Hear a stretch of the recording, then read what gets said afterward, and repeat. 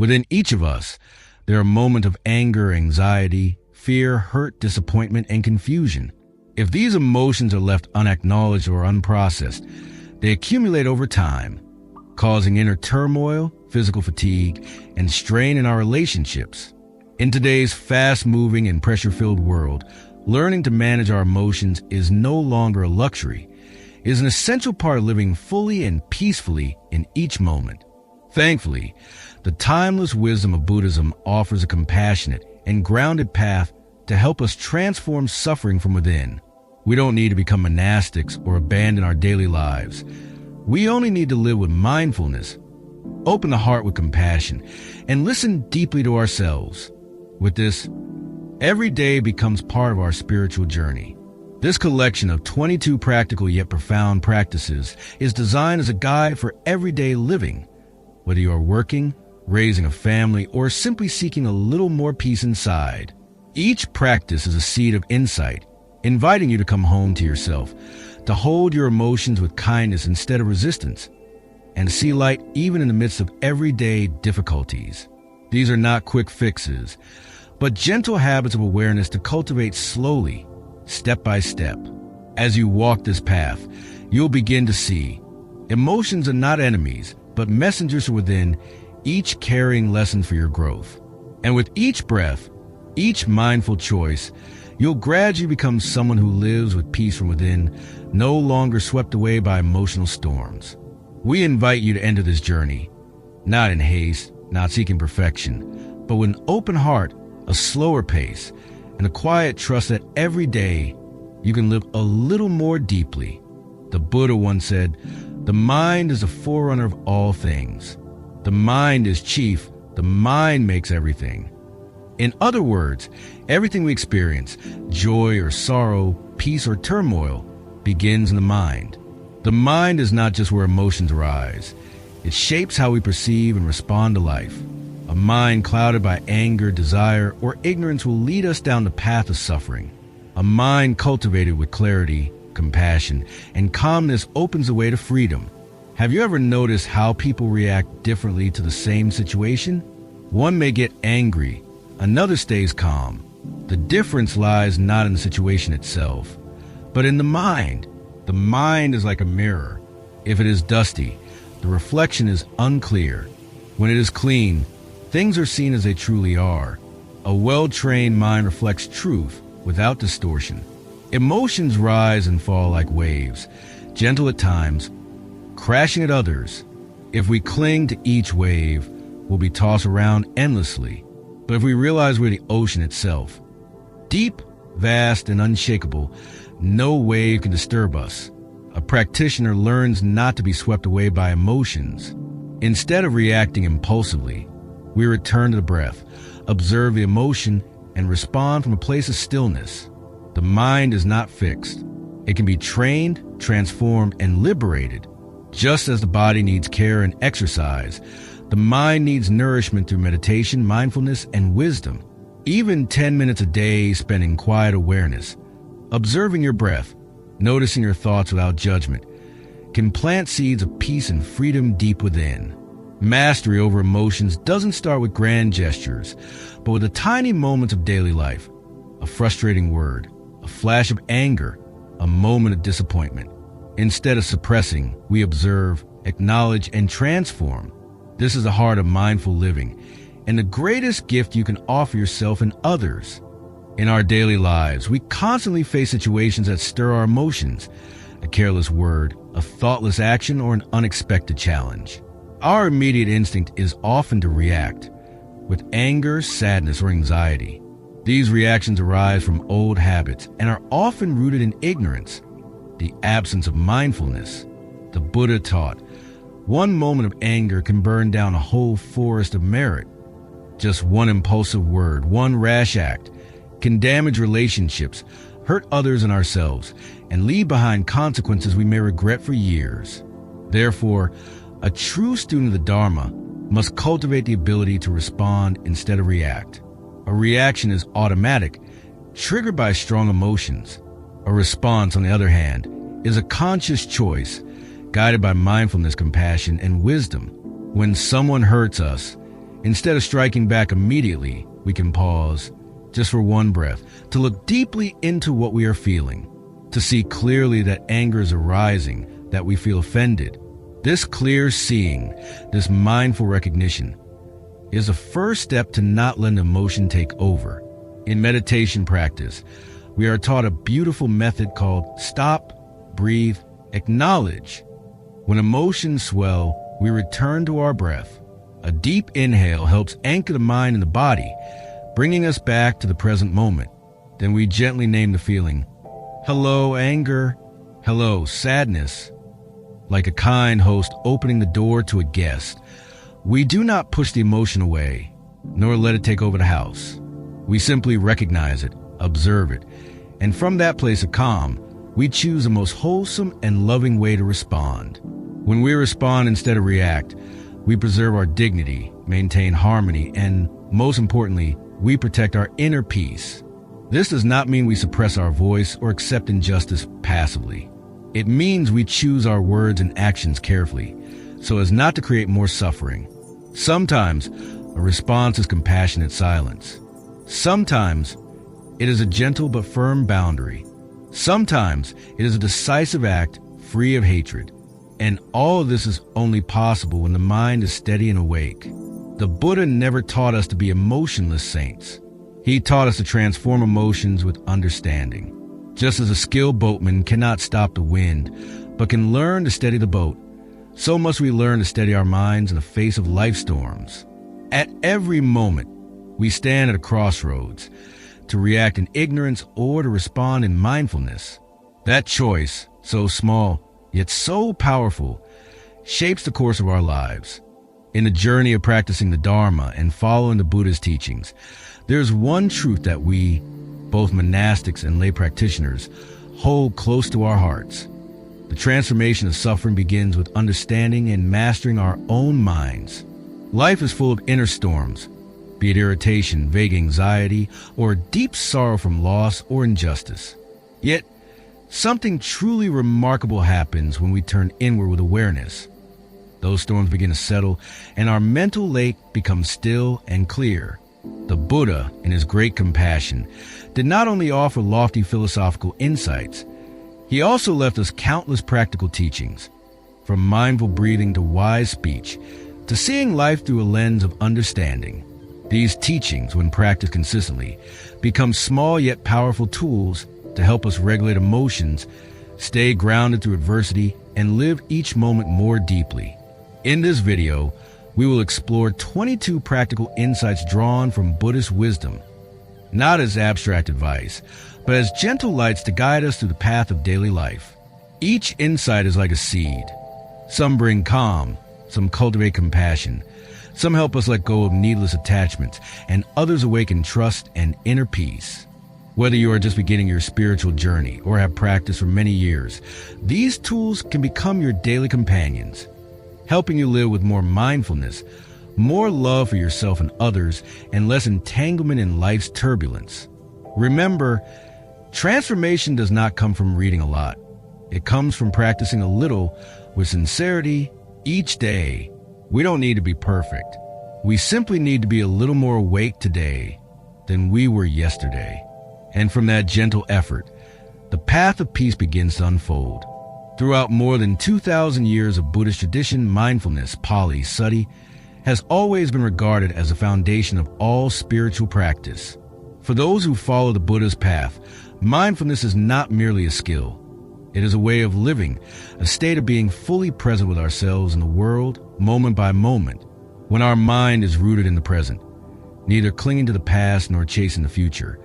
Then each breath, each step, each glance becomes a sacred opportunity to truly live and understand ourselves. In the Satipatthana Sutta, one of the Buddha's most important discourses, he declares that mindfulness is the direct path to purification, to overcoming suffering, and to attaining nirvana. This is no poetic metaphor. It is a clear instruction. Return to the present moment, to the body, to the mind, to the living reality right now. Mindfulness helps us reduce anxiety because it frees us from the burdens of the past and the fears of the future. Most of our worry does not arise from the present, but from imagination. We dwell on what is past, regret what is lost, or fear what might come. When the mind wanders, we become distracted, weary, and disconnected. But when we come back to the now, we realize that in this moment, this very moment, there is no threat. Now is the safest place to be, because it is the only place we can truly breathe, live, and experience truth. Mindfulness is also the key to enhancing concentration. When the mind is no longer pulled in many directions, no longer trapped in the noise of thoughts and emotions, our attention becomes like sunlight piercing through morning mist, clear, steady, and warm. A mindful person does not act in haste, but with presence and depth. A mindful look can bring healing. A mindful word can stop an argument. A mindful meal can become a sacred offering that nourishes body and soul. The elders used to say that mindfulness is like a lamp in the dark. When ignorance is a darkness, mindfulness is a light that allows us to see what is present. With mindfulness, we recognize when anger is rising, when the mind begins to judge, when the body feels weary. We do not suppress or identify with these emotions. We simply see them, accept them, and let them pass like clouds across the sky. This gentle recognition, free of judgment or denial, is the deepest medicine. Mindfulness practice doesn't require us to retreat to a mountain or leave modern life behind. In fact, it is the art of living in the world without being swept away by it. We can practice mindfulness while washing dishes, caring for a child, walking, or drinking tea. Every action can become meditation if our heart is present, and through these simple acts, we learn to master ourselves. Mindfulness is also a trusted companion on the spiritual path. When suffering arises, it guides us back to breath. When temptation comes, it helps us see desire clearly. When joy visits, it allows us to fully embrace it without clinging. Imagine a world where everyone lives with mindfulness. A father listening to his child with an open heart, a manager speaking with compassion, a driver taking a deep breath instead of reacting in anger. Such a world would be so much more gentle, more livable. Mindfulness doesn't turn us into someone else. It helps us return to ourselves, but a clearer, freer version. No longer driven by circumstances or running from our own heart. We live like one who has finally come home, and that home is the present moment. Tip 2, impermanence. Among all the teachings the Buddha offered, there's one that is both simple and profoundly transformative: impermanence. Impermanence means that everything in life is in a state of constant change. Nothing stays the same. Nothing lasts forever. When we look deeply into the nature of all things, our body, emotions, possessions, relationships, we see that everything moves within the endless flow of arising and passing, birth and decay. Flowers bloom, and then they wither. The full moon becomes crescent. People come and they go. Joy arises and fades. So does sorrow. Nothing remains still. And because everything is impermanent, nothing can truly be held on to. And no suffering can truly stay if we learn to let go and accept. Impermanence is not a pessimistic view. It is the doorway to deep inner freedom. If we don't recognize impermanence, we try to cling to what cannot be kept, like trying to hold water in our hands. We love someone and hope they never change. We gain wealth and wish it will never lessen. We enjoy good health and assume it will always be there. But when life shifts, we suffer. Not because of the change itself, but because we were unprepared for it. To see impermanence clearly is to gently release our tight grip, letting go of unrealistic expectations, attachments to fame, appearance, or control. When we understand that this too shall pass, we no longer fear the storm. When we know this is not forever, we cherish each moment more deeply. Impermanence teaches us to live truly, love truly, and let go with grace. For a meditator, impermanence is not just a concept. It is a living experience felt in every moment. Sitting in stillness, we notice each breath comes and goes, impermanent. Emotions rise and fall, impermanent. Thoughts appear and vanish, impermanent. The body ages with time, also impermanent. Seeing this does not make us sad. It wakes us up from illusion.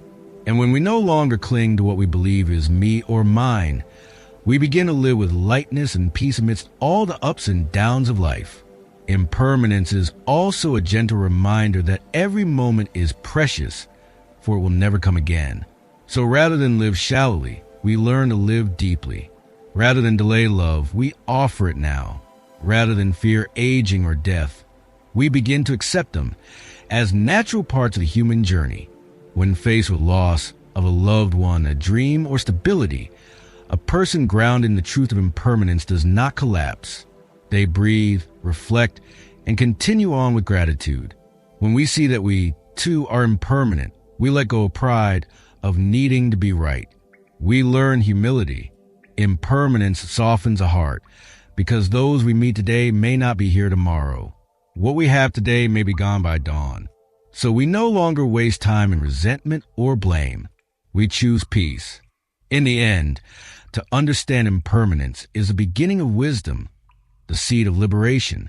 Like someone walking through strong winds who lets go of a heavy umbrella, we too can release our burdens and walk lighter. We cannot stop life from changing, but we can learn to move gracefully within its shifting currents, to love without clinging, and to live deeply without attachment. Impermanence is life's great teacher, and the Dharma's gentle gift, freeing us from fear, easing our pain, and guiding us to a life of freedom in the heart of change. Tip 3. Compassion. Among all the noble qualities that a spiritual seeker must cultivate, compassion is the most steadfast root. The Buddha once taught that a truly compassionate heart can dissolve countless afflictions. Compassion is not pity, nor is it merely a fleeting soft emotion. Compassion is a powerful, living energy born from understanding and the deep recognition that all beings suffer and all seek happiness. When we truly see the suffering of another, compassion arises naturally, like a fresh stream flowing from the heart. And when this compassion spreads, something beautiful happens. The distance between me and you begins to disappear, resentment softens, misunderstandings clear, and our own hearts begin to heal. A compassionate person does not need to be a saint, only someone who pauses and listens. Listening to see that the other has been hurt. 2. Listening to realize that behind clumsy behavior is often a tender heart that doesn't know how to love properly. Compassion teaches us to look at others with kind eyes, not just seeing the wrong they've done, but also the pain that brought them there. When we understand, we no longer wish to punish, we wish to help. And that, in essence, is what Buddhism teaches. To understand is to love, and to love is to heal. Practicing compassion isn't always easy, especially with those who have hurt us. Yet it is in those very moments that compassion becomes a guiding light. It protects us from nurturing anger, a fire that only burns within. It frees us from imprisoning ourselves in past wounds and opens a heart to let go. Forgiveness isn't condoning the wrong. It is liberating ourselves from the chains of hatred. A compassionate person is not weak.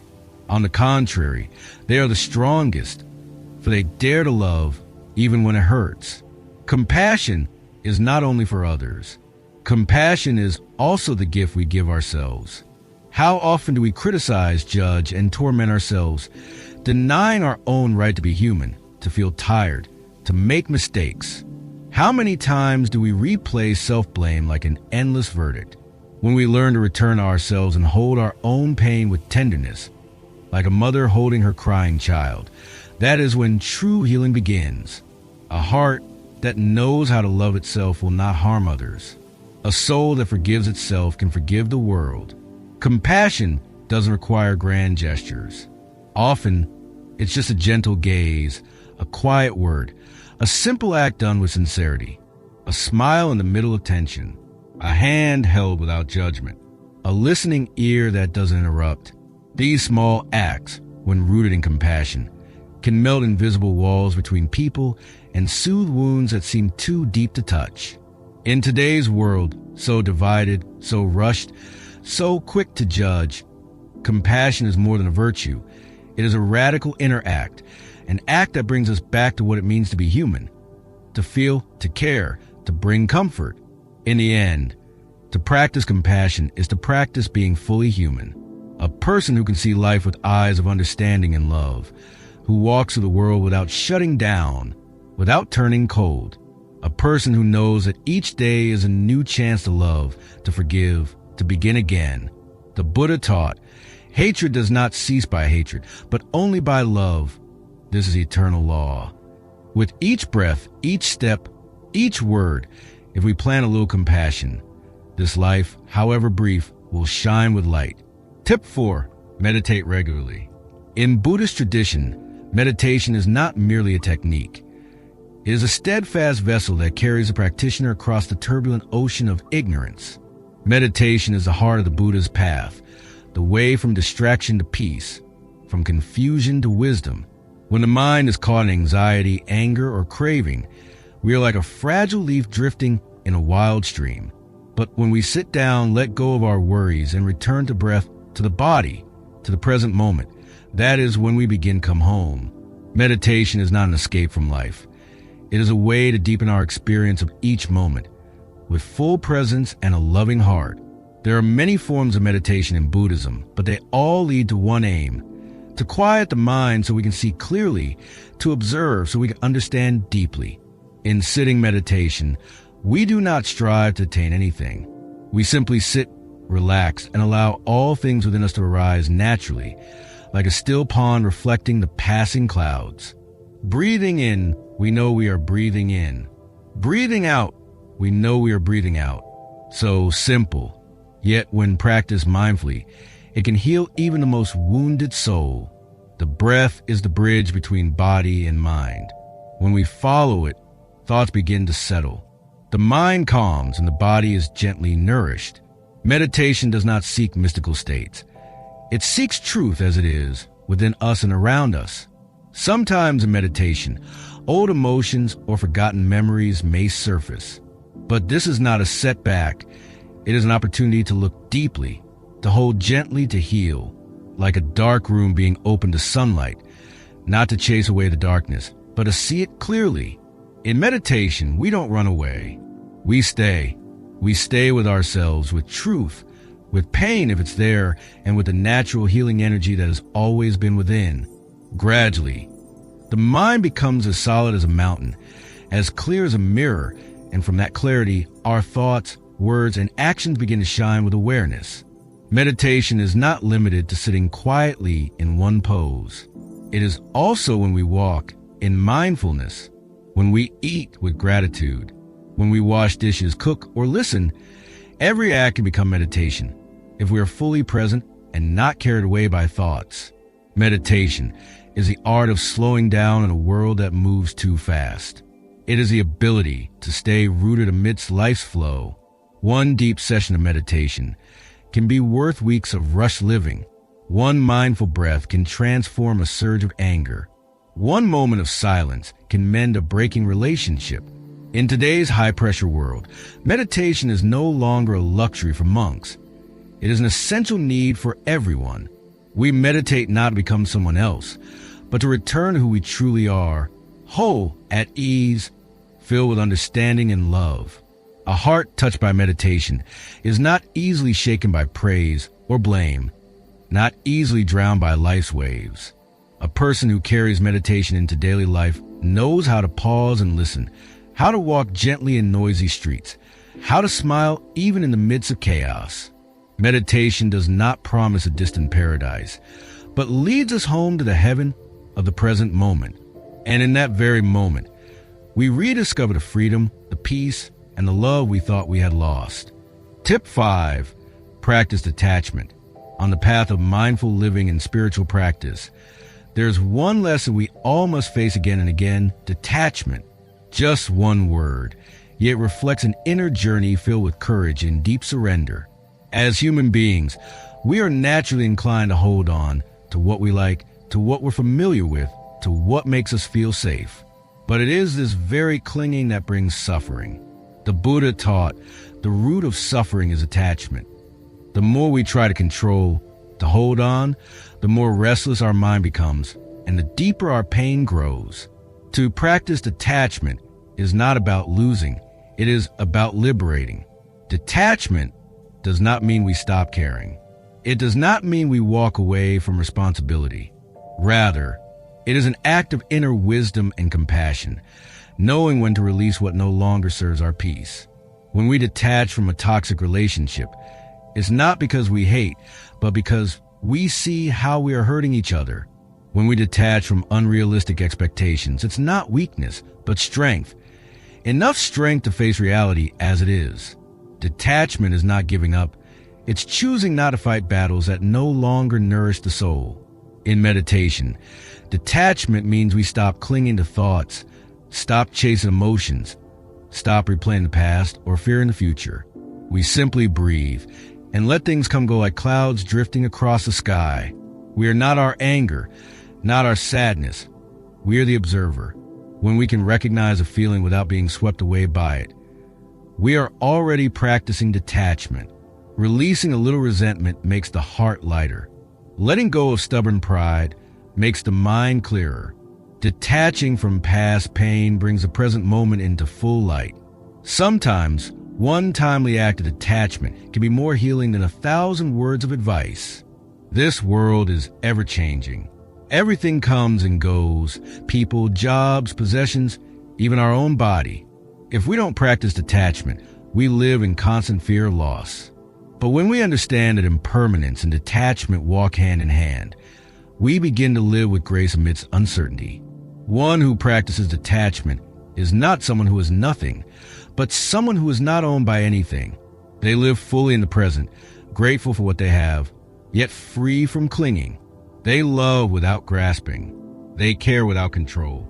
They give their best, then release the outcome because they know it is no longer in their hands.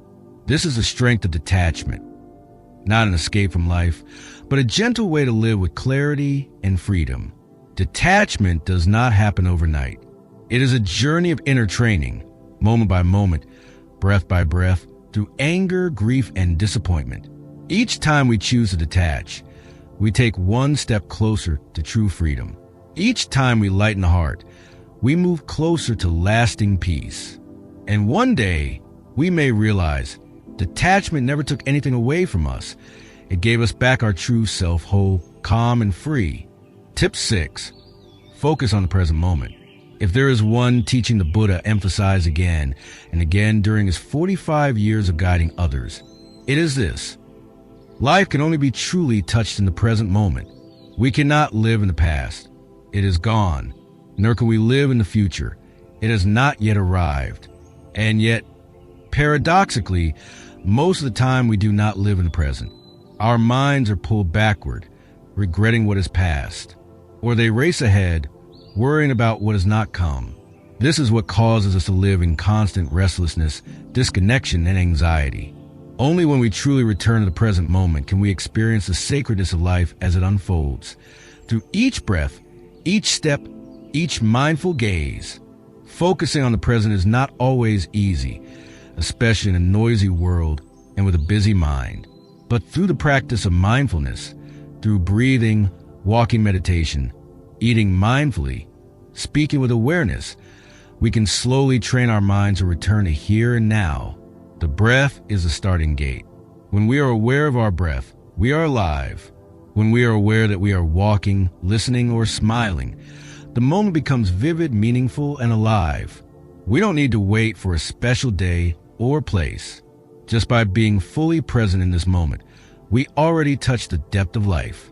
When we focus on the present, we are released from the weight of the past, its mistakes and unchangeable regrets. We are also no longer imprisoned by the uncertainty of the future. The mind becomes lighter, clearer, and more present with the people around us. We begin to truly see our loved ones smile. We notice the changing sky. We see each grain of rice in our bowl as a gift from earth and sky. Even the smallest things become sacred when we are fully present. And beautifully, the more present we are, the more grateful we become for the chance to love, to practice, and to simply be alive today. To live in the present does not mean to abandon the past or the future, but to place our attention where it matters most, so that we act with clarity and care. Just like a person driving a car, if they keep staring at the rearview mirror or only glance far ahead, they may crash. But if they focus on the road before them, each curve, each slippery patch, they can drive safely. Life is the same. The mind is the steering wheel. The present is the road. Focusing on the present moment is how we bring ourselves back to a path of peace and awareness. In the end, living in the present is the greatest gift we can offer to ourselves and to others. For none of us know for sure what tomorrow may bring. But if today we truly live with presence, with heart, then no matter what comes, we will have no regrets. This moment is the only ground on which we can sow seeds of peace, compassion, and understanding. And when we live deeply in each moment, each passing day is not something lost. It is a day fully lived. Tip 7. Control your breath. Among all the practices taught by the Buddha to master emotions and cultivate peace, the breath is perhaps the simplest, and yet the most miraculous and profound. Breath is life. Without breath, life ends. Yet in our daily routines, we rarely pay attention to our breathing. We breathe mechanically, while being swept away by worries, frustration, or anger without realizing it. The Buddha taught, breathing in, I know I am breathing in. Breathing out, I know I am breathing out. In this simple sentence lies a deep truth. When practiced mindfully, it allows us to return to ourselves, ground in the present moment, and regain control over emotional storms rising within us. When we're angry, we can breathe. When we're afraid, we can breathe. When we're anxious, we can breathe. We don't have to run from our emotions or react impulsively. Just coming back to a conscious breath begins to calm the storm inside. The breath is like a thread pulling the mind back to the body. When we are aware of breathing, we come back to our body, to the here and now, to life unfolding in real time. Each deep breath is an anchor, keeping the mind from drifting. Each mindful breath is a step back home to peace. The breath is also the bridge between body and mind. When the mind is agitated, the breath becomes shallow. When the mind is calm, the breath is gentle. So if we want a calm mind, we start by calming the breath. In meditation, we sit quietly, relax the body, and observe the breath. Breathing in, I know I am breathing in. Breathing out, I relax my whole body. We begin to see the mind settle, like a lake clearing after the wind subsides. Thoughts may still arise, but they no longer overpower us. We are not our thoughts. We are not our emotions. We are the one who knows they are happening. And this is the beginning of freedom. To control the breath doesn't mean to force or manipulate harshly.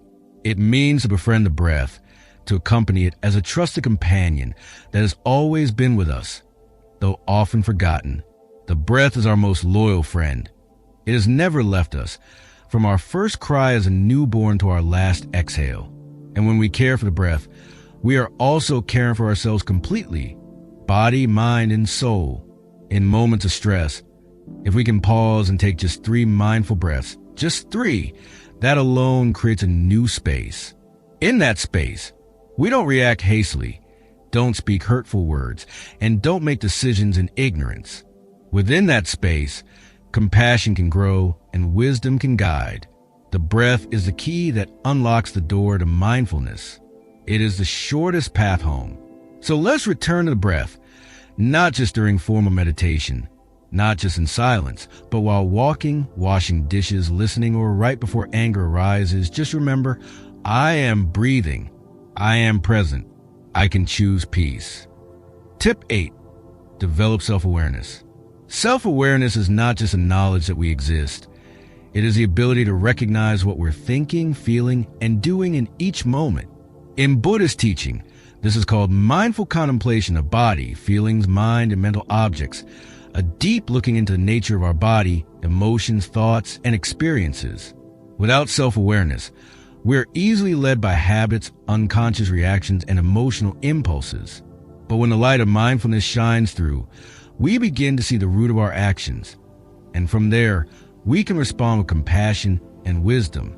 A self-aware person is someone who can pause and ask, what am I feeling right now? Is this thought adding to my suffering? Is my next action coming from love or from anger? These questions shift us from unconscious living to conscious presence. Self-awareness does not make us cold or overly analytical. On the contrary, it helps us live more deeply, more authentically, and more compassionately with ourselves. We may start to notice, whenever I'm criticized, I tend to withdraw. Or, every time I see someone succeed, I feel envy. The moment we recognize that pattern, we've already taken a powerful step. Because the light of insight has touched a part of us we previously avoided. Self-awareness is like a lamp. It lights the way in the darkness. With that light, we stumble less. Likewise, when our mind is illuminated by mindfulness, we can recognize our inner negative tendencies, anger, greed, jealousy, and no longer let them control us. But the key is not to judge ourselves harshly. Awareness must come with kindness. When we see a bad habit, we don't scold ourselves. We smile and say, yes, that's still here, but I'm learning to transform it. True change comes not from force, but from deep insight and understanding. Self-awareness is also the foundation for healthy relationships. When we understand ourselves, we begin to understand others. When we see the root of our own suffering, we become more empathetic toward the struggles of those around us. The more a person understands their own mind, the more gentle their words, actions, and energy become. They no longer need to change others, because by changing themselves, the world around them slowly shifts as well. Self-awareness is a lifelong journey. There is no finish line, no final destination. Each day is a chance to return, to listen, to reflect, to understand more deeply. This awareness does not come from books or teachings alone, but from daily practice. In each breath, each movement, each word, and through this gentle practice, we become our own truest companion. We no longer live by conditioning or emotional waves. We begin to nourish genuine peace from within. Self-awareness is a foundation of mindfulness, the mirror of the soul, and the first step toward a life of freedom, presence, and love. Tip 9. Cultivate patience. Patience is not merely about waiting. It is a capacity to remain with the present moment calmly, without being swept away by frustration, disappointment, or anger. In Buddhist teachings, patience, Kani and Pali, is one of the paramithas, the noble qualities that a practitioner must cultivate to attain awakening. The Buddha said, "There is no fire like anger and no strength like patience. For it is patience that gives us the space to understand, to love, and to transform. Patience is the bridge between pain and peace, between anger and compassion, between today's clumsiness and tomorrow's growth." We live in an age of speed, fast internet, fast food, instant messaging, and as a result, our minds have become easily impatient. We get irritated when we have to wait, upset when others fall short, and discouraged when results don't come quickly. But the Buddha reminds us that all deep growth, all inner strength, requires time, stillness, and steady perseverance. Like a seed, we cannot force it to bloom overnight. It needs sun, water, good soil, and above all, it needs patience to wait for the season of flowering. Patience is not passive surrender. It is a conscious action to remain present with what is unfolding, even if it is hard, even if the outcome is unclear, while maintaining faith and calm. When we're learning something new, we're patient with our awkwardness. When someone hurts us, we're patient enough to try and understand the pain behind their actions. When life is difficult, we remain patient, not giving up on our ideals or our spiritual path.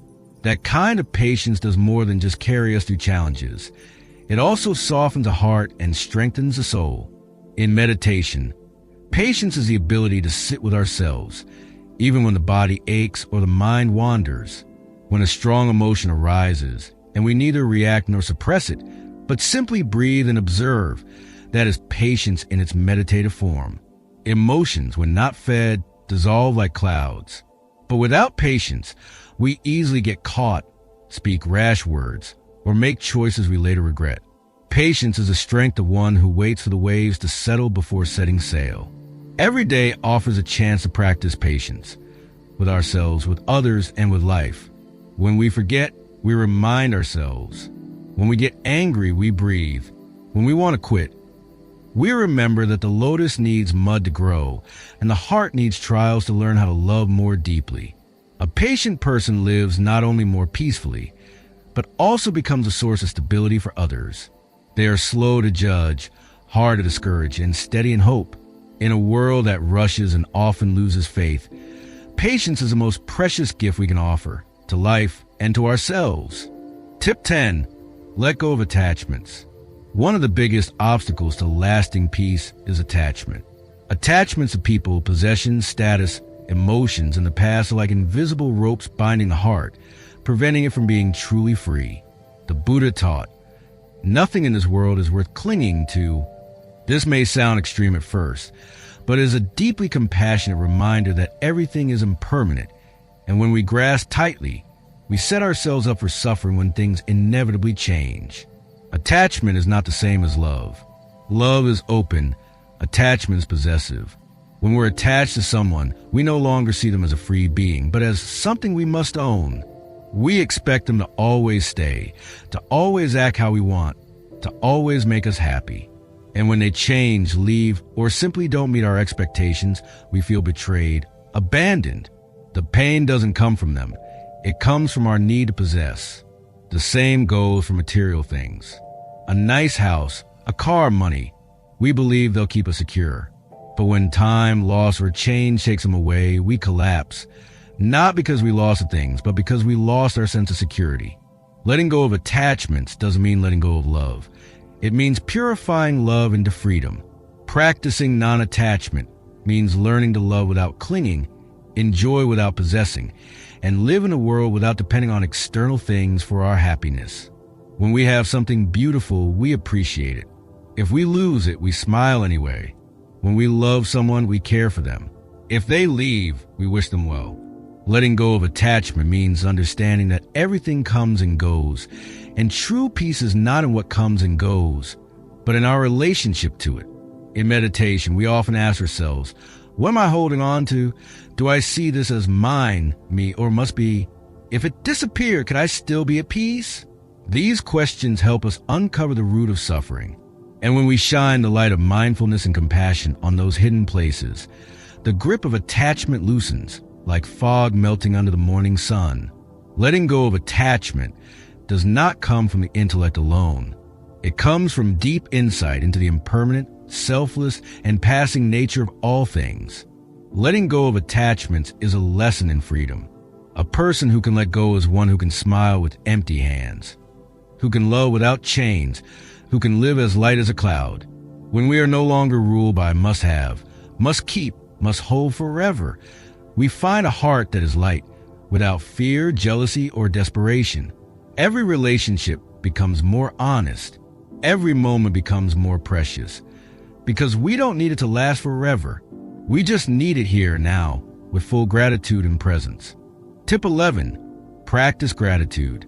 In the fast-moving current of modern life, we often get swept up in what we lack, what isn't enough, what doesn't go our way. Our minds chase after distant desires, and in doing so, we forget the many treasures already present in this very moment. Practicing gratitude is the art of returning to the present and recognizing that we already have countless reasons to be happy. In Buddhism, gratitude is not just a fleeting emotion. It is a deep spiritual quality that nurtures humility, reverence, and an awakened awareness of our interconnection with all beings. When we are grateful, we no longer see ourselves as the center of the universe. We see clearly that life is built upon interdependence. From the bowl of rice we eat to the water we drink, everything is a result of many hands and countless conditions. Every breath, every step, every beam of morning light is a gift. And when we realize this with a mindful heart, joy and peace naturally arise, without needing to be given by anyone else. Gratitude allows us to see the beauty in the ordinary, to recognize the little miracles that happen each day, which we often overlook in our hurry. Gratitude does not deny suffering. On the contrary, it gives us the strength to walk through suffering with grace and understanding. When we face loss, gratitude reminds us that we once had something beautiful to remember. In hardship, it helps us uncover the hidden lessons within challenges. When others act kindly toward us, gratitude nurtures our compassion. And when we are grateful for ourselves, for our perseverance, our effort, our willingness to return. Our hearts soften and begin to heal. Gratitude is the gentlest way to love ourselves in the world. Gratitude doesn't require grand acts.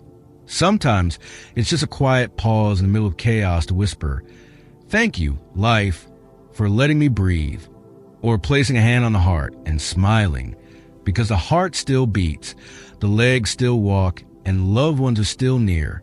Each day, we can write down 3 things we are grateful for, as simple as a morning sun, a warm hug, or a quiet moment. When our mind is trained to see the good in every circumstance, then no matter how life changes, the light within us remains. In the end, gratitude is not just an emotion, it is a way of life, a way to live deeply, beautifully with an open heart. A grateful person is not someone who has everything, but someone who treasures what they already have. And because of that, they live more peacefully, more joyfully, and connect more deeply with others and themselves. In the Buddha's teachings, every breath, every step can be a chance to practice gratitude. Walk as if the earth is supporting you. Breathe as if the air is a sacred gift. Live as if each day is a precious offering, because truly it is. Tip 12. Seek inner peace. In this ever-changing life, perhaps each of us has at some point longed for something simple yet profoundly precious. Inner peace. Not the absence of noise outside, not a life without problems, but a deep stillness within, a refuge that no one and nothing can take away. In Buddhism, true peace does not come from avoiding suffering or escaping difficulties, but from understanding and accepting the true nature of life, impermanence, suffering, and non-self. When we understand, we stop resisting. When we accept, we stop struggling. And when the mind settles, peace arises naturally, like a lake after the wind calms. Many people seek peace by trying to control circumstances, change others, or accumulate more. But real peace does not come from the outside. It is not in wealth, status, or anything that can be lost. It lies in how we relate to ourselves and the world, with contentment, kindness, and mindfulness.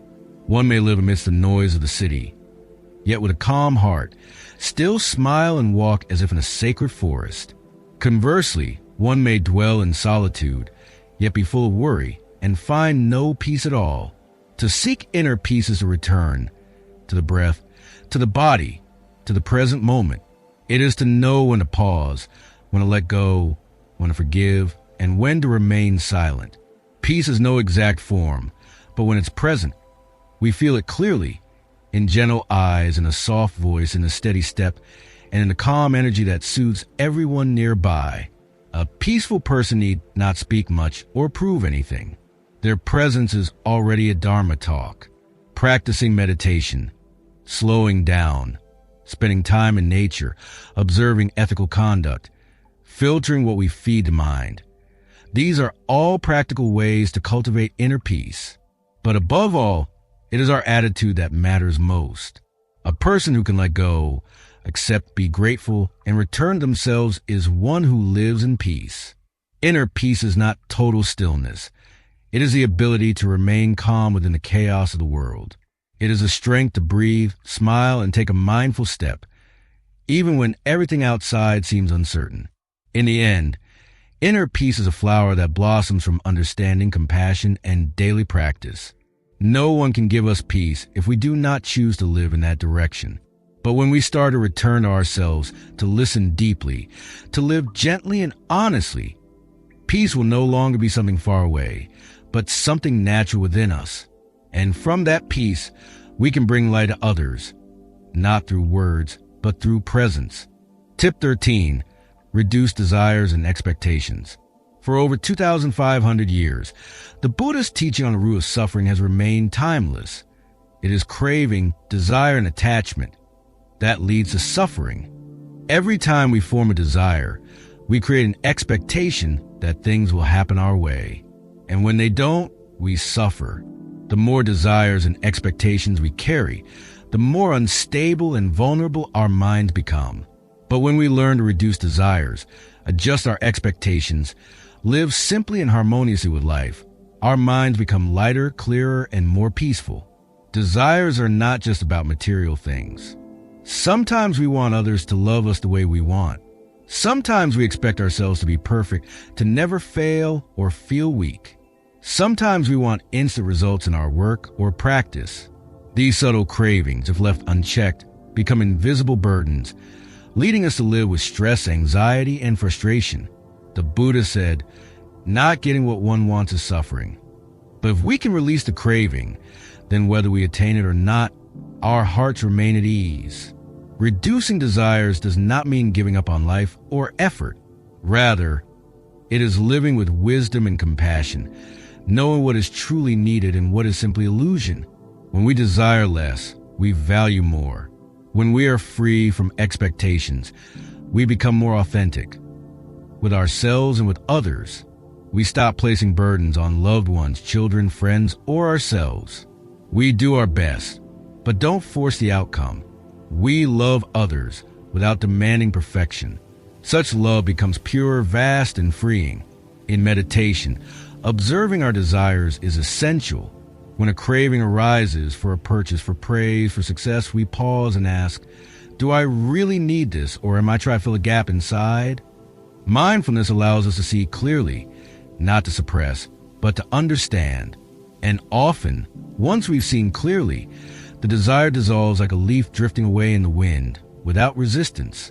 The more we slow down and practice awareness, the more we see that true contentment comes not from fulfilling every desire, but from not being ruled by them.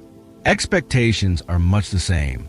When expectations are too high, disappointment follows. When we expect others to behave a certain way, we set ourselves up for pain. But when we replace expectation with understanding and acceptance, relationships become more spacious and real. Instead of expecting life to go smoothly, we learn to embrace both joy and challenge. Instead of insisting we're always right, we learn to listen. As expectations lessen, happiness has more space to arise, even in the simplest things. In the end, reducing desires and expectations doesn't make us less joyful. It helps us touch true freedom within. A person with few cravings has a mind like still water, clear, open, and calm. They are not ruled by circumstances or people. They live fully in each moment, unburdened by the constant pull of I want. And because of that, they are free to love more deeply, rest more fully, and walk through this changing world with lightness and grace. Tip 14, embrace simplicity. In an increasingly complex world, fast living, excess, and overachievement have become the norm. Many people believe happiness comes from having more possessions, more relationships, more experiences. Yet the more we chase more, the farther we drift from true contentment and peace. The Buddha taught, contentment is the greatest wealth, and simplicity is a blessing. To embrace simplicity is not to live in lack, but to release what is unnecessary in order to return to what truly matters. When we simplify our lives, our minds become clearer. We no longer have to exhaust ourselves maintaining appearances or managing endless commitments. We stop wasting energy on comparison, competition, or proving our worth. Instead, we have time to breathe deeply, to sit with loved ones, to hear birdsong or savor the aroma of morning tea. Simplicity is the art of returning to ourselves, to the essential joys we've often overlooked in our busy routines. Living simply starts with small acts, decluttering our space, removing unused items, limiting digital noise, choosing quality over quantity. But even more important is inner simplicity, letting go of overthinking, reducing expectations, and releasing attachments to the past and worries about the future. With a simple heart, we're no longer trapped in emotional storms. Things come and go, and we welcome them with calmness, without judgment or haste. In Buddhism, monks live with 3 robes and 1 bowl, walking mindfully each day with nothing stored for tomorrow. They eat what is offered, speak with care, walk with presence. Because their hearts are light, their lives are simple. And in that simplicity lies a profound inner richness. We don't need to become monastics to live simply. Even as householders, we can practice less is more. Fewer desires, deeper connections, clearer insight. Simplicity is also a way to care for the earth, to practice gratitude, and to live responsibly. When we eat modestly, consume mindfully, and travel lightly, we nourish not only ourselves, but also the world around us. Simplicity means living in harmony with nature, with others, and with our own hearts. In the end, simplicity is not about giving up everything. It is about choosing to keep what truly allows us to live deeply, lightly, and mindfully. A simple person is one who knows what is enough, who needs little to be happy, and who doesn't need to impress to feel worthy. From that simplicity arises a quiet elegance and radiant presence, subtle, gentle, yet deeply rooted in each breath, each step of mindful life. Tip 15. Understand the nature of suffering. In the first noble truth, delivered in his very first teaching after enlightenment, the Buddha declared, "Life is suffering." This is not a pessimistic view, nor a denial of joy, but a clear-eyed recognition of reality, allowing us to stop being deceived by the surface glitter of life. Only when we acknowledge and understand suffering can we begin to release it, transform it, and move toward true freedom. Suffering is not limited to major losses, illnesses, or heartbreak. It hides in unfulfilled desires, in attachment to ego, in unnamed anxiety. It is a feeling of lack even amidst abundance, the sense of unease in a comfortable life, the loneliness felt even in a crowd. When we understand the nature of suffering, we no longer push it away or respond with anger or denial. We sit with our suffering, observe it with mindfulness and compassion, and gradually discover the message it carries within. The Buddha taught that the roots of suffering lie in greed, hatred, and delusion. When our minds are clouded by these three poisons, we act out of habit, react without wisdom, and create cycles of suffering for ourselves and others. But when the light of mindfulness touches suffering, we begin to see its origin clearly and learn how to break the chain. We realize that suffering is not the enemy. It is the teacher. Every moment of suffering offers a chance to reflect, grow, and awaken. To understand suffering is also to practice compassion. When we recognize our own pain, we stop being harsh with ourselves. We become less demanding, more gentle, more accepting of our wounded parts. And from there, it becomes easy to understand the pain of others because we know that everyone is carrying some unseen burden. Understanding suffering is the doorway to love, and only love can transform suffering at its root. Understanding the nature of suffering is not about staying stuck in pain. It is about discovering that freedom lies on the other side. This is the essence of the Four Noble Truths: suffering, dukkha, cause, samadaya, cessation, nirodha, and the path, magga. We recognize suffering, trace its origins, trust that it can end, and walk the path of practice. Every day we sit with our pain mindfully. Every day we loosen attachments. Every day we find stillness in chaos. Each day we move closer to true inner freedom. In the end, when we truly understand suffering, we are no longer afraid of it. We don't run, we don't blame. We accept it as part of being human, and through it, we learn the art of love, letting go, and living deeply. Suffering becomes a gateway to the Dharma, the bell that calls us home to ourselves. And when we understand suffering, not just intellectually, but with the heart, we do not merely overcome it. We transform it into peace and awakening. Tip 16. Practice loving kindness. Those walking the Buddha's path have practiced a beautiful and powerful meditation known as loving kindness meditation, metabhavana. This is not merely a method for temporary comfort, but a profound training of the heart to expand our capacity for love, dissolve resentment, and bridge the gaps of isolation. Practice consistently, loving kindness meditation can soften our inner wounds, heal broken relationships, and awaken an unconditional love, both for ourselves and all living beings. In metta practice, we repeat simple yet powerful phrases such as, "May I be at peace. May I be happy. May I be safe. May I live with ease and freedom."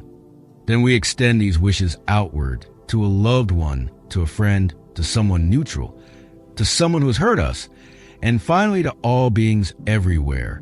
Through this gradual expansion, we melt the frozen walls around our hearts, dismantle ego-centered thinking, and realize that all suffering is human suffering, and all love, if nurtured with awareness, can grow boundlessly.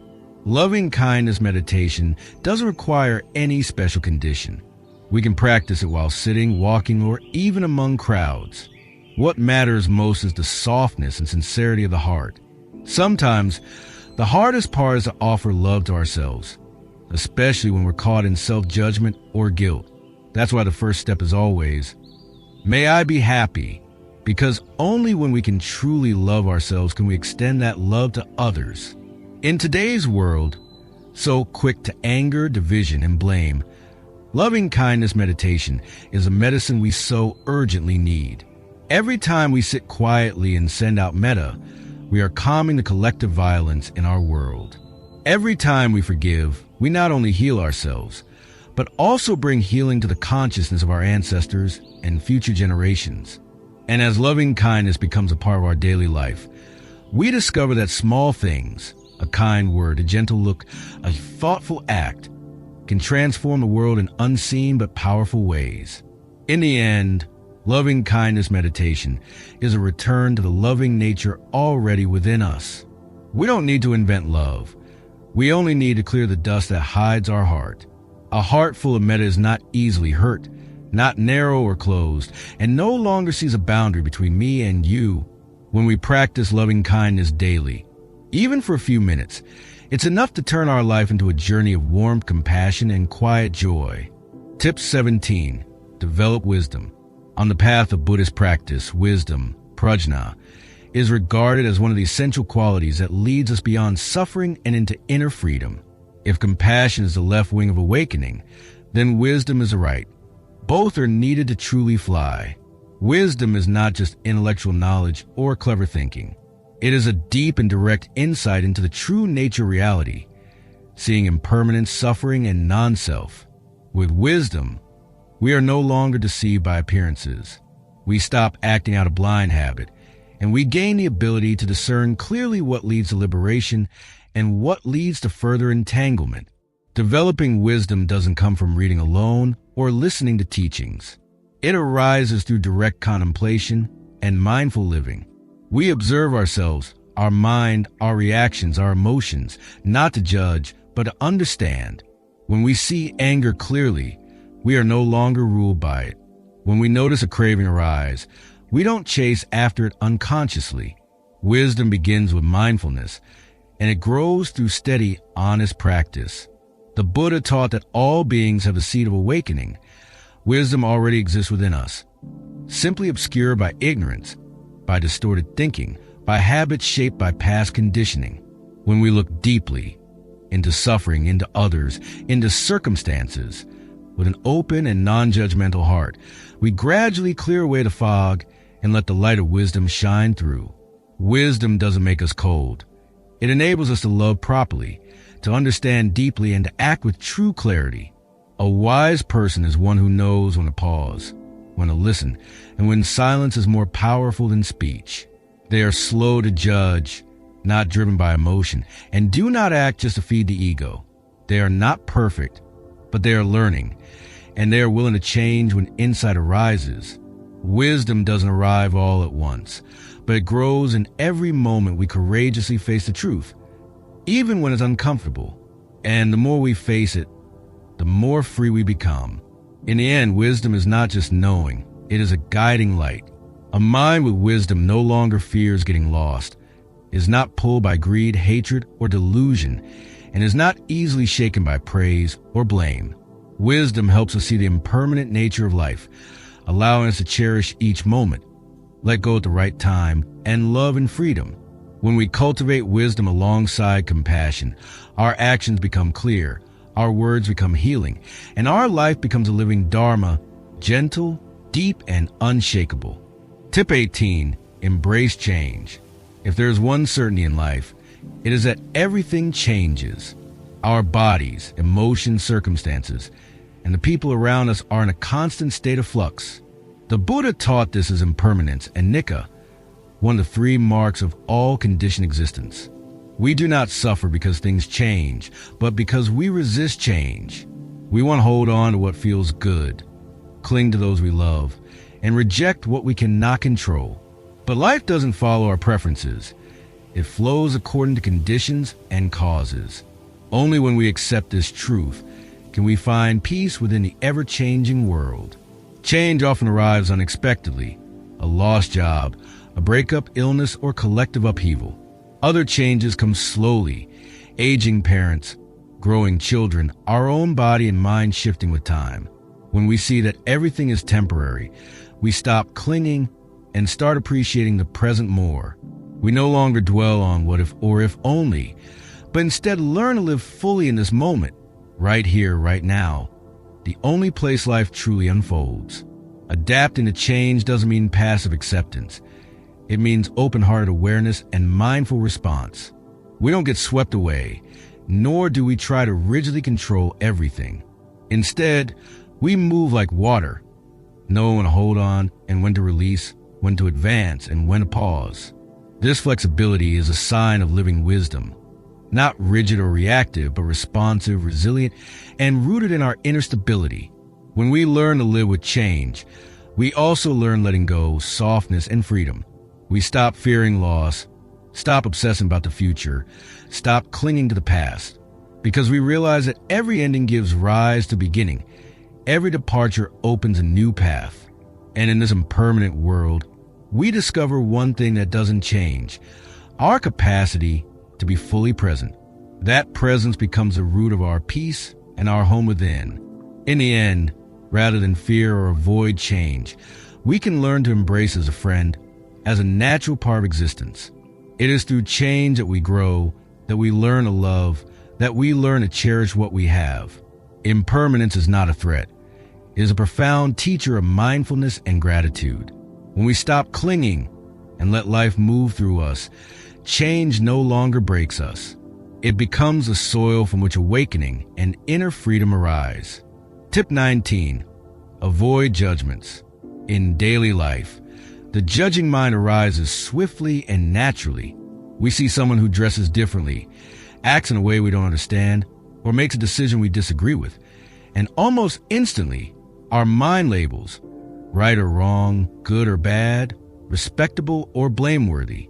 But in the Buddha's teachings, judgment is one of the doors to ignorance and separation. When we judge, we no longer see a whole human being. We see only an image we placed over them. And when we stop seeing each other as human, we lose the ability to truly understand, empathize, or love. Judgment often stems from ego, the belief that I am right, I know better, I am superior. But if we look deeply, we see that each person is shaped by countless conditions: their upbringing, their pain, their circumstances, their karma.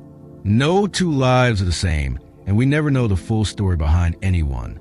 Thus, judging cuts off the flow of understanding. It closes the door before compassion has a chance to enter. The Buddha did not ask us to accept everything blindly, but he did teach us to look with the eyes of understanding, not condemnation. Avoiding judgment doesn't mean abandoning the summit. It means avoiding blame, exclusion, and attachment to rigid views. When we see someone behaving wrongly, rather than rushing to criticize, we can pause, breathe, and ask, why might they act this way? Are they suffering? Are they lacking understanding, as I once did? That simple question can open a space for compassion and wisdom to arise. And in that space, we are no longer trapped in anger, bias, or reactivity. In mindfulness practice, whenever we notice judgment arising, whether toward others or ourselves, we can smile gently and say, a judging thought. Then breathe in, breathe out. This awareness allows us to observe without becoming, to see clearly without attaching, and from that place, choose a response that nourishes rather than harms. When we stop judging others, we gradually learn to release the habit of harsh self-judgment, something many of us carry without realizing. In the end, avoiding judgment is not just a moral suggestion. It is a path to inner freedom and true compassion. A person who doesn't rush to judge is someone who listens, who learns, who sees themselves in others. And only when we truly see another person as human, like us, with joys, fears, wounds, and hopes, can loving kindness take root and understanding begin to bloom. In the silence of a non-judging mind, we can hear the voice of humanity and walk more gently, more wisely along the path of awakening. Tip 20. Practice nonviolence. In the Buddha's teachings, nonviolence, ahimsa, is not merely about refraining from physical harm.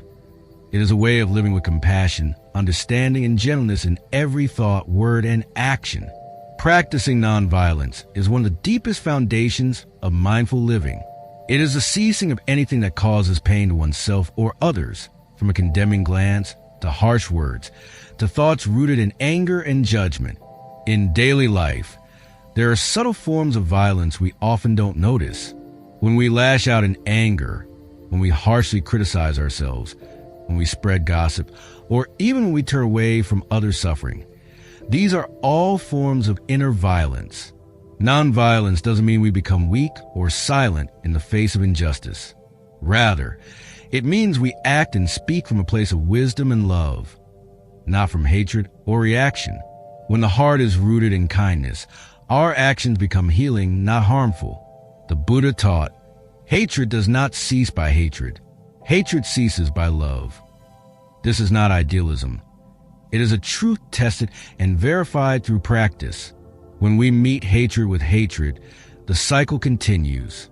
But if one person in the conflict has the mindfulness to pause, to understand, and to not react with the same energy, the cycle can stop and peace begins to take root. Practicing nonviolence begins from within. Before we wish for peace in the world, we must end the war within our own minds. The tension between expectation and reality, between ego and truth, between striving and surrender. When we learn to forgive ourselves, to tend gently to old wounds with compassion and understanding, we no longer act from pain. A heart that has been embraced becomes soft. And from that softness, every word, every action becomes an extension of compassion. In the end, nonviolence is not a slogan. It is a path of deep daily practice. It is the art of being peaceful in a world of pain, choosing love over opposition, remaining firm yet gentle, and discovering the strength of softness. When we live nonviolently, we don't just create a safe space for others. We build a sanctuary within ourselves. And from that sanctuary, peace radiates outward like ripples on a still lake, reaching even the farthest corners of the world. Tip 21. Cultivate a positive mindset. The human mind is like fertile soil. If we sow seeds of doubt, fear, or anger, suffering will surely grow. But if we consciously plant seeds of faith, compassion, gratitude, and hope, our inner garden will flourish with peace and clarity. In Buddhism, cultivating a positive mindset is not blind optimism. It is a mindful awareness that sees suffering clearly, yet still believes in the path to liberation. A person with a positive mindset looks deeply into the nature of each experience, recognizing both its challenges and its hidden teachings. They do not deny pain, but neither do they let it consume them. When obstacles arise, they ask, "What can I learn from this?" Or, "How can I stay grounded amid difficulty?" Such questions help transform hardship into growth. The Buddha never promised a life free of suffering, but he taught that with the right view, even darkness can be illuminated by inner light. Positive thinking in the Buddhist way is rooted in right mindfulness, right view, and right thought. It doesn't mean painting over reality, but learning to see with compassion and clarity. Instead of saying, "I can't," we can say, "I'm learning." Instead of blaming others, we look inward. When we change our thinking, the world around us changes too. Because the world is not just what happens, it is how we meet what happens. Practicing a positive mindset also means watering wholesome seeds within. Every time we appreciate something, express gratitude, recognize kindness, or smile through pain, we are choosing to nurture our inner light. When we witness suffering, instead of falling into despair, we choose to believe that love can heal. When the world seems uncertain, we choose to be the one who holds faith. Not because it's easy, but because we honor the strength of a kind and courageous heart. In the end, a positive mindset is not denial. It is a deep faith that suffering can be transformed. A positive person is not someone who is always cheerful, but someone who knows how to light a candle in the dark. They inspire not just with words, but with their calm, resilient presence. And when each of us begins with one small shift, a thought, a response, we send a ripple of light into our lives, our communities, and into this world.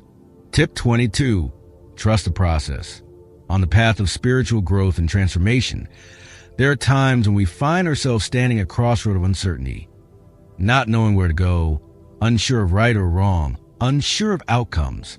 There are days when we meditate, practice mindfulness, sow seeds of compassion, yet the mind still feels restless and life still throws challenges our way. In those moments, it's easy to feel discouraged or to doubt ourselves. But it is in those very moments that we must learn one of the most important lessons. Trust the process. Trust that every step, no matter how small or slow, has value. Trust that every seed, even if it hasn't bloomed yet, is quietly sprouting in the depth of our being. The Buddha himself spent many years practicing, failing, and facing deep doubt before attaining enlightenment under the Bodhi tree. This reminds us that transformation does not happen overnight. It is a quiet journey, like water slowly wearing down stone, or the sun gradually melting away the cold. We may not see the change right away, but if we keep walking, keep breathing, keep returning to mindfulness, then one day we will realize the process itself has shaped us, steadier, wiser, and more compassionate than before. To trust the process also means letting go of the pressure to be perfect. Every person has bright moments and shadow moments. What matters is not being flawless, but being honest and kind with ourselves. When we accept that we're in the middle of a journey, not expected to arrive at the destination immediately, our hearts soften, and practice becomes an act of love, not a harsh self-correction. Like bamboo that spends years growing its roots before emerging above ground, our inner work is silently laying a foundation. Every time we choose to listen instead of react, to breathe instead of explode, to understand instead of judge, we are moving in the right direction, even if the result is not yet visible. The path is not a straight line. It is spirals, ups and downs, and every step, even the shaky ones, deserves to be honored. In the end, trusting the process is a way of living with humility and resilience. We don't need all the answers. We don't need to control everything. All we need is to keep our faith steady, keep walking mindfully, and nurture the seeds of Dharma in our daily lives. One day, as we look back, we'll realize that the very steps we once thought were failures or delays were the most beautiful ones, the ones that shaped us into the person we are today, peaceful, clear, and full of compassion. The journey through these 22 transformative practices is not merely a list to memorize. It is a living path of mindfulness and inner transformation. Each tip is a small lamp, and when lit with sincere practice, they become a guiding light that illuminates our spiritual life and inner world. From mindfulness, compassion, and wisdom, to letting go, gratitude, and understanding suffering. These are not abstract ideas, but deeply practical and time-tested truths handed down by the Buddha and generations of practitioners. In today's fast-paced, disconnected world, the teachings of the Buddha are far from outdated. They are more vital than ever. Amid noise and pressure, simple practices like mindful breathing, reflecting on suffering, living simply, or sending loving kindness to all beings are what help us maintain a soft heart and a steady mind. And from that inner stillness, we can bring understanding and love into every interaction, every choice. Emotional transformation doesn't happen in a single meditation session or lesson. It unfolds through persistence, humility, and the courage to begin again each time we fall. And if each day we choose just one small thing to practice, a conscious breath, a kind word, a moment of stillness instead of reaction, then each day we take a meaningful step closer to true freedom. Ultimately, the goal of emotional mastery is not to become emotionless, but to be fully alive with our emotions without being controlled by them, to be someone who can breathe in a storm, smile in loss, and walk steadily in impermanence. Such a person has a heart as steady as a mountain, a mind as clear as a lamp, and a love that flows like water. May each of us, in our own way, continue to nourish the seeds of mindfulness, compassion, and wisdom, not only to live peacefully for ourselves, but to become a quiet light for the world around us.